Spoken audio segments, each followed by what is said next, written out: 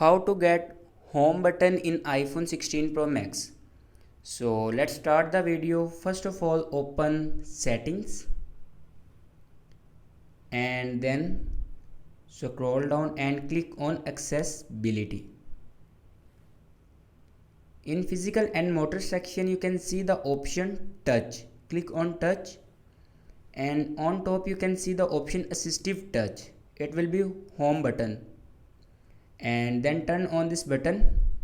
After turning on this button you can see the home button icon.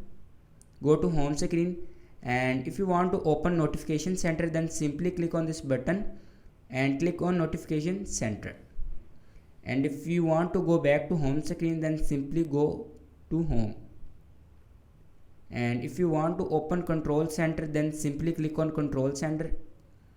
And if you want to go back home then simply click on home. So this is the way to get home button in iPhone 16 Pro Max. Thanks for watching this video.